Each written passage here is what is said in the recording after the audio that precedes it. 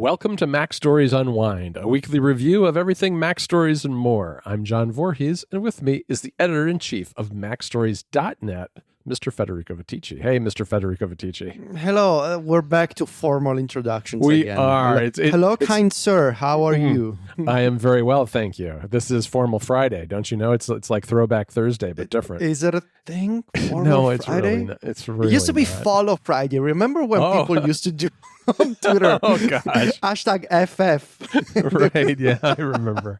Wow, those were the days. Follow Those were the Friday. days when Twitter was a lot more fun and lighthearted, too. Not I haven't seen a Follow Friday tweeting forever. I kind of want to see one again. Do you think... You're searching Twitter now, aren't you? I wish I knew how to do it because I'm using TweetDeck on my Mac. Oh, because you're an influencer. You're like a social media manager. So funny story. You know why I'm using TweetDeck? Why? Because I want to keep an eye on multiple saved searches. And at the very end of TweetDeck, I created a saved search for the Italian Big Brother to keep up with the... It all comes back with the to trends and the Italian memes. Big Brother. Great. All right. Wow. This is a window into your life that I didn't know I was going to get today, Federico. And all on Unwind. Who said this was just a show about a recap of the week, right? I mean, that's why it's in more. Right? Look, I'm a simple guy. I just like to work during the day and watch trash television at night. You're a Renaissance man, is what you are. You've got a very many varied interests. That is true. I've always been like that. It can be a condition at times where I just wanna. I don't know. I kind of feel like I never know enough, and I kind of, I go into these rabbit holes about very specific topics. I have a feeling that's going to play a part at the end of the show too. Perhaps. All right. Well, what we should do is we should dive into the stories from this week. Why don't you lead off with your story that you did about how you're using the music app Sur? Yes. So this is a story that I originally wrote in the monthly log for Club MacStories members. So, by the way, if you're a member, you could have read the story months ago. And we decided that it was interesting enough to put it out for free on the website as well as a sort of like an advertisement for the club, I guess. And it details how I'm using Sur, which is a third-party Apple Music client, and specifically the widgets that Sur offers on iOS and iPadOS 14, and how I'm using the Now Playing widget and the other widgets, the favorites, for playing magic mixes and playlists directly from the home screen. So this is something that the Apple Music widgets, that the native Apple widgets for music cannot do at the moment. There's no Now Playing widget with support for Up Next. There's no way that you can start a playlist, there's no smart playlists in music for iOS whatsoever. So this is if you're the kind of person who listens to a lot of music, these widgets are incredible because they let you see what's playing and what's coming up in your queue directly from the home screen. But they also let you start an album or a playlist or a magic mix based on specific sort of sorting and filtering criteria directly from the widget, which is incredible. The Genius Mix that I detail in the story, I use it every day now. Like whenever I want to listen to something, I just don't know what, I just scroll the stack and I tap on the Genius Mix button, and 5 seconds later, music that I like starts playing. It's really well done. So yeah, go check out the examples. I also have screenshots for how I set up the rules for the magic mixes. So Sur, really, really well done music client. Hopefully, I keep saying this, hopefully there's going to be an iPad version coming out soon, but you can still use the widgets on iPad. They look okay. Just when you open the app on iPad, it's in iPhone compatibility mode, which is unfortunate, but you can still use the widgets. All right, that sounds good. Well, all right. This week, I wrote a story about the Velop tri-band mesh Wi-Fi system. And the reason I wrote about this is because it's one of the few systems that is HomeKit compatible. And they also, fun fact, Linksys is owned by Belkin, which I somehow always forget, but they are owned by Belkin. And they sent me... Really? They are? Yeah, they are. The same people who are making, charging accessories and cases for your phone. Everybody's owned by somebody these days. It is true, but they sent me a set of these to try out because I really wanted to see what this whole HomeKit integration was all about. And the good news is it's very easy to set up. I think, the Velop system itself, a lot of these like Eero and Orbi, they all rely on iOS apps now for the setup process. And Linksys's app is probably one of the best, if not the best one that I've tried. It really is very easy to set up these routers. There was there's a base station and 2 satellites that I put in my house. And then once you've got that all set up, there is an option to enable the HomeKit support. And it couldn't really be simpler. It opens a series of dialogues that are a lot, little mini views, alerts, I guess, on iOS that are very similar to what you would see if you were in the Home app, but you're actually in the Linksys app still. And you set each one of the routers up individually. And then at the end, it asks you if you want to enable the HomeKit automatic security mode. And I said yes. And what that does is it pulls those routers into the Home app. You find them by going to the little home button in the upper left-hand corner and looking down. It's like right next to where you find things like hubs for lights and that sort of thing. And if you tap into that, you see the routers listed there, and you can look at the details about each one. But you also see a toggle for the security setting and all of the HomeKit devices that you own that are on your network. And from there, you can tap any of those, and there are 3 different settings. You can basically restrict the devices to only communicate with your HomeKit hub at your home. You can restrict it to automatically connect to any websites on the internet that are recommended by the manufacturer, or you can just turn off security altogether and let it do whatever it wants. And it's basically a firewall that gives you an extra layer of security so that you have some confidence that these devices aren't just sending data about your home or whatever data they collect out to some random website, and also closes a potential avenue of attack if someone was trying to get onto your network through one of these devices, if somehow one of them has a security hole in it. So it's with people getting more and more HomeKit devices, it's an interesting way to provide extra security. And the nice thing about it is that it's basically transparent. Once you set it up, which is, as I said, very easy, it just works on its own.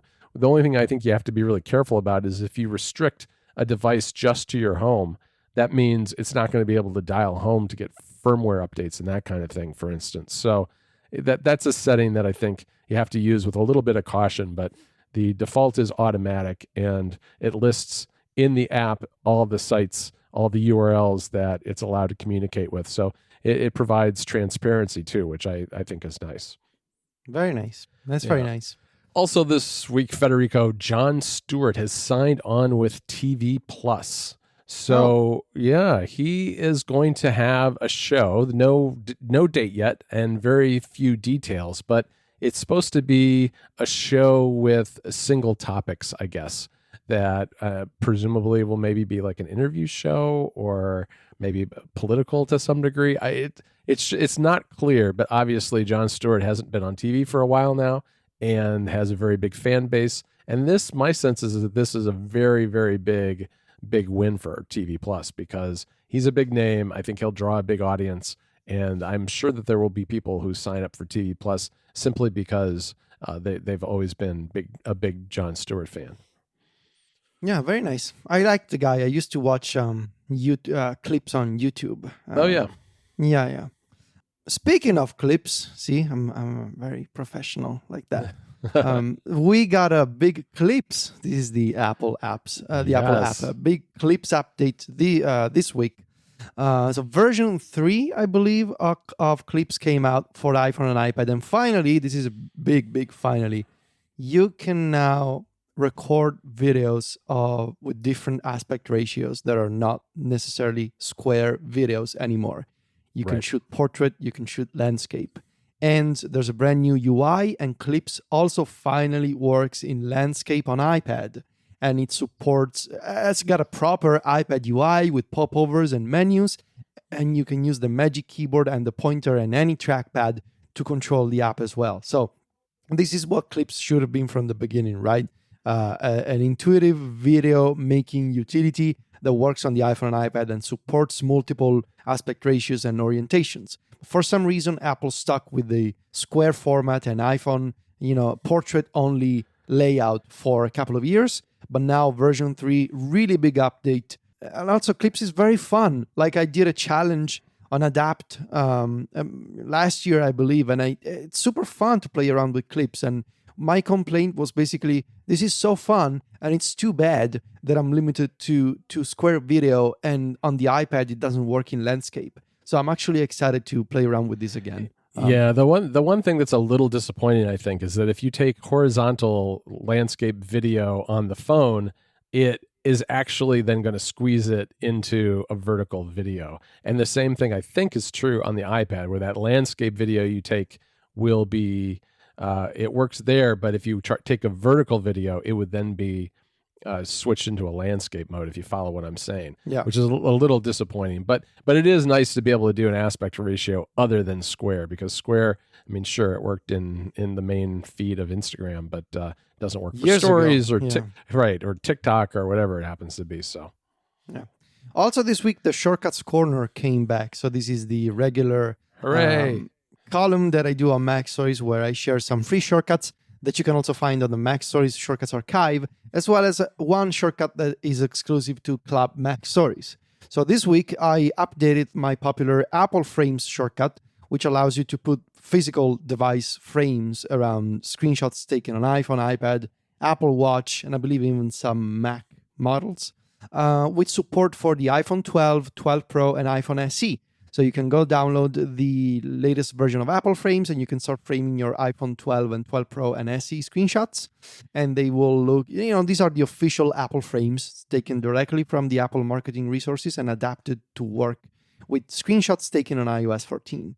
And I also shared a bunch of other image-related shortcuts on MacStories. One to encode any image in Base64, another to get the resolution of any image, and another one again to convert any image to JPEG while stripping metadata from it. And finally, for Club MacStories members, I built an advanced reader shortcut that takes advantage of the Read Later account that you can use in the Reader app to let you browse your saved articles by tag, by title, or by domain name, as well as with offering the ability to open a random story in Reader. So if you're the kind of person who, like me, has way too many stories saved in the Read Later account, you can use this shortcut. It's called Reader Search, and you can find it in issue 246 of MacStories Weekly that came out this week. Very nice. I also should mention that Microsoft has added pointer support on the iPad for its Office suite of apps, which is really nice. And they did more than just the basics. If you have like an image to resize or something, you get the special cursor, the double arrows and that sort of thing. And those are the kind of apps where having pointer support makes a lot of sense, especially if you're in something like Excel with a very big spreadsheet with lots and lots of cells. It can be very helpful to have the precision of a pointer as opposed to jabbing at it with your finger. And I'm familiar with that because this week was also the earnings call for Apple, and we have a very large spreadsheet for that. So it's nice to be able to use the pointer to work my way through those thousands of cells that we have. Also this week, Federico, was our latest episode of App Stories, episode 191. We're closing in on 200 pretty quickly now. And we talked about new apps that are enabled by Apple hardware and advances in their APIs. Things like the camera APIs and the camera hardware changes, but also ARKit and some of the proximity things that are coming to the HomePod Mini and are available in the iPhone 12 and the 11 for that matter with the U1 chip. So interesting speculation, I guess, on our part as to what those kind of things might enable for third-party developers, not just Apple itself. And Federico, why don't you tell us, everybody, a little bit about what happened on Club MacStories this week? Yes, on Club MacStories, MacStories Weekly, as I already mentioned, I shared my Reader Search shortcut for browsing your stories saved for later in Reader. We wrote about Pixelmator Pro as a MacStories favorite in MacStories Weekly, and we also had I answered some questions in the Q&A section. One is a nice one. I actually found an old shortcut of mine that I reshared about converting a twitter.com URL into, and extracting the text and links and author name from the tweet. So that was a very fun question. And also Ryan wrote about, deciding between the iPhone 12 Pro and the iPhone 12 mini, which is coming out in a couple of weeks, I guess. So go check it out. Again, issue 246 of MacStories Weekly. All right, Federico, let me tell you about this week's sponsor. And this episode of Unwind, and all of MacStories for that matter this week, are brought to you by Sketch. Sketch is a design platform that combines an award-winning native Mac app with powerful cloud-based collaboration tools. Since this app launched in 2010, Sketch has become the go-to toolkit for over 1 million users. It's amazing how many people use this app. Everybody from freelancers on up to big companies. And Sketch is proud to call the Mac their home, and it really shows with this app. And it combines both thoughtful features and intuitive user interfaces. It really offers the best of native Mac OS technologies. You get all the things you'd expect from a great Mac app. You get a native UI, dark mode support, custom keyboard shortcuts, great integrations with Apple's hardware, and a whole lot more. Whether you're a complete beginner or a longtime Mac user, Sketch feels instantly familiar, making it easy to turn your ideas into fully polished designs and prototypes. When you're working with others, you can also save your designs to Sketch's cloud platform and share them with a link. Collaborators and teammates can view and leave feedback in a web browser on any platform. Developers can also inspect files and download production-ready assets when they're ready to hand it off. Sketch has some exciting updates coming up too. They've got an all-new UI for Big Sur and real-time collaboration with other designers right inside the Mac app. With a 30-day free trial to get you started, there's never been a better time to try Sketch. Visit sketch.com/MacStories, that's all lowercase, to find out more. Our thanks to Sketch for their support of Unwind and MacStories. All right, Federico, let's turn to our Unwind picks for the week. And, as you said, you've been going down some rabbit holes lately. And I know you on Connected a couple of weeks ago, you mentioned something about black holes in the event horizon. And I think that maybe your pick has something to do with that. Yeah, black holes and just the universe have been on my mind lately. It all started a few months ago when I started, I don't know why or how exactly, but I started binging on basically on YouTube old Carl Sagan interviews. Oh. And, Carl Sagan, the astrophysicist, I think that's right. Yeah. TV. He was very big in the 80s. Very big in the 80s, had an excellent program in the United States called Cosmos, that aired on, I don't know the channel. PBS. ABC, I don't know. PBS, CBS. I think. PBS or yeah, CBS? public. I think it was a public television show. Yeah. Okay. I remember. So I've been binging interviews and lectures. He gave amazing lectures. I've always been interested in sort of the mystery of the universe, and I mean questions that we all ask ourselves. But I really guess what resonated with me was the style that Sagan had to present complex ideas to the masses in a way that it doesn't make you feel stupid. Which Right. I think is something really difficult to achieve if you're somebody who knows a lot about a subject. It's very hard not to sound condescending or, like a snob when you're talking to somebody who doesn't know a complex subject. And the way that he presented that information, it really resonated with me. And so this week, I finally started reading the actual book, Cosmos, the book that he published, best-selling, this best-selling title that came out in some point in the 80s, I think. And I've really been enjoying that. It's an excellent read, and his style is so clear, and his prose is so beautifully done in the way that he mixes scientific ideas with classic literature, with examples from history, and it's just I'm basically going from chapter to chapter, and it's just so beautifully presented, and the way that he poses questions and provides answers and the way that he frames this entire discussion about what's our place in the cosmos, what's, why are we right here right now, it's a question that was as true in the 80s as it is 40 years later. And it's the kind of book that doesn't really age, because these questions we haven't really answered, right? And yeah, I knew that I was going to like his style before starting the book, because I watched so much YouTube content. But now that I'm actually reading the book, it's just incredible. So yeah, that's what I've been doing. Finally, some relaxation for me. Nice. I like it. My pick this week is The Haunting of Bly Manor, which is a series on Netflix that just went up, I think, on October 9th. And it's 9 episodes.